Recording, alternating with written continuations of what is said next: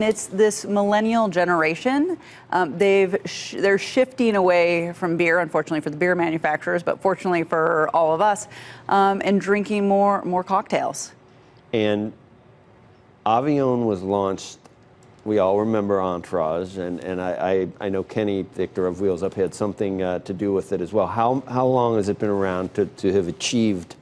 I would call this some stature here in terms of a new entrant, right? It's not new, but how many years now? No, but it's pretty new because usually it takes 20 plus years for a spirit to really get a placehold.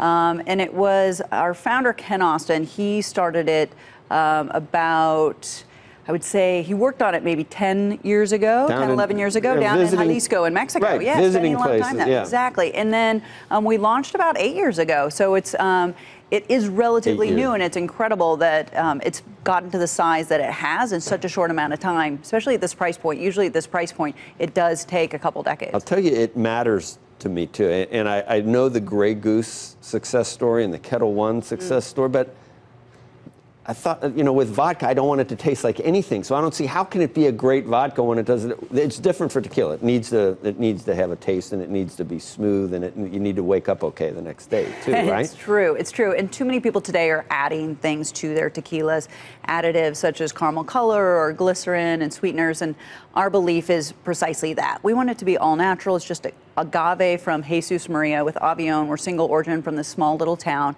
and we really care about what those ingredients are. How much is a blue agave plant costing right now? Because it's what happened down there for the shortage, and it has to grow for like 5 or 6 years or something. Yeah, you're pretty. I'm impressed. Usually it's about 7 to 10 I'm embarrassed. years. I know so much about tequila.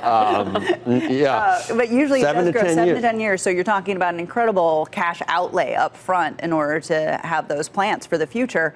But all of a sudden, the price, when we started, it was less than a peso per kilo. Today, it's 24 pesos per kilo. Think about that, and that's our only raw ingredient.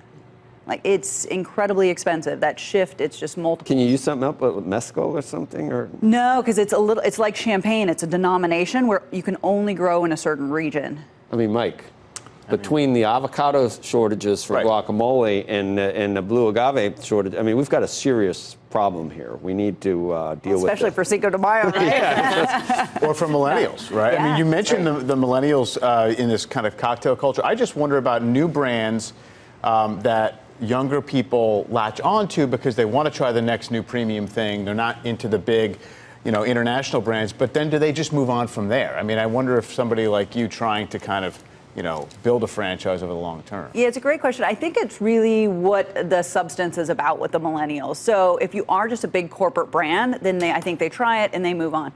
But if you have substance, and if you got provenance where they care where you're from and what the story is, like Avion, it really is this wonderful tiny little town, and it's all about that region and that town.